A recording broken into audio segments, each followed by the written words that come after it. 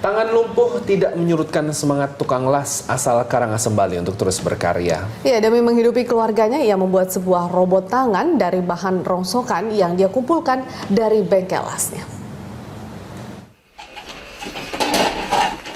Tangan kiri yang lumpuh sejak 6 bulan lalu tidak menyurutkan semangat Wayan Sumardana untuk terus berkarya. Tuntutan untuk tetap menghidupi keluarga membuat lulusan sebuah SMK jurusan teknologi ini mencoba untuk membuat sebuah robot yang dipasang di tangan kirinya tersebut. Bukan sesuatu yang instan, robot ini baru bisa berfungsi dengan baik setelah 5 kali gagal bereksperimen.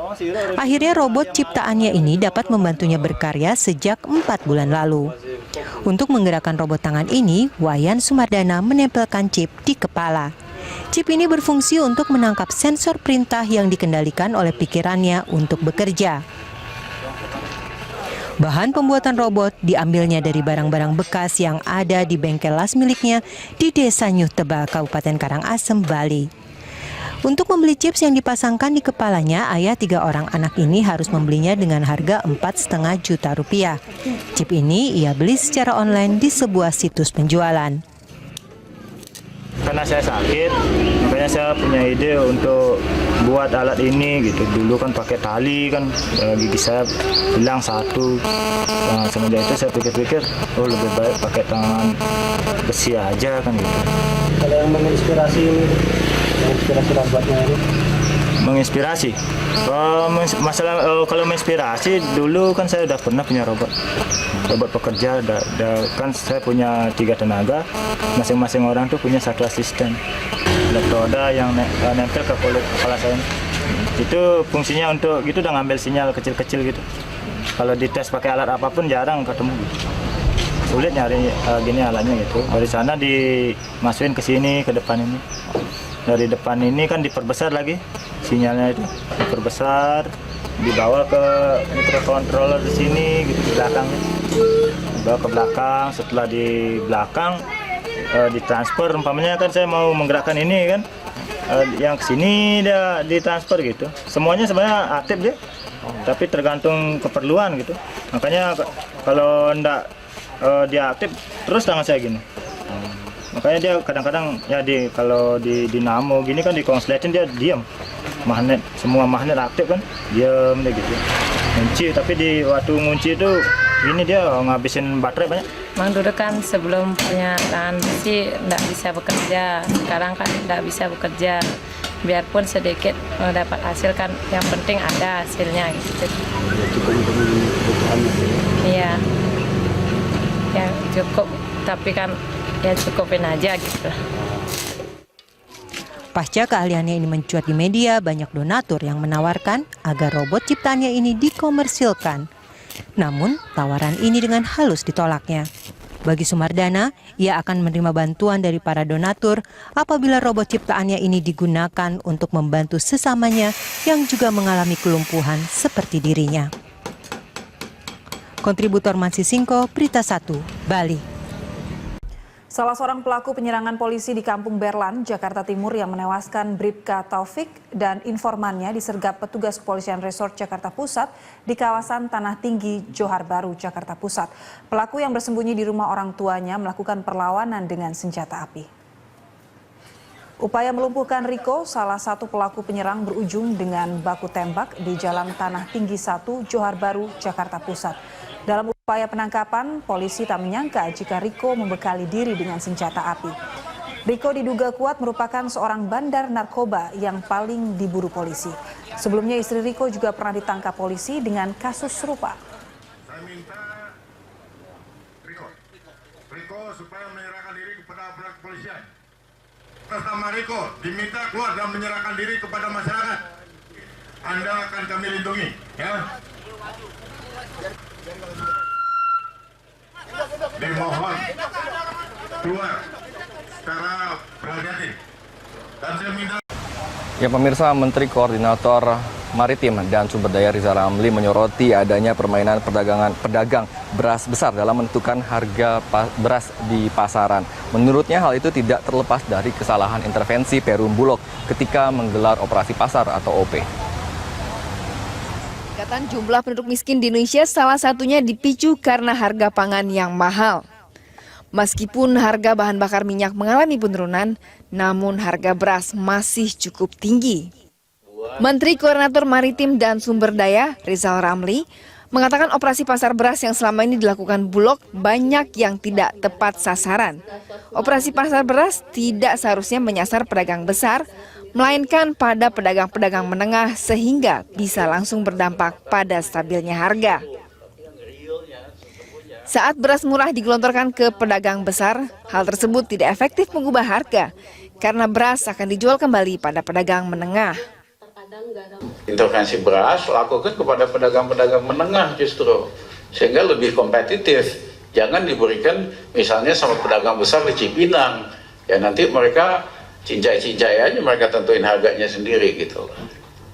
Karena tadi Departemen Pertanian menjelaskan, walaupun produksi surplus kok harga naik gitu loh. Kan jadi nggak menunjukkan tata niaganya nggak beres.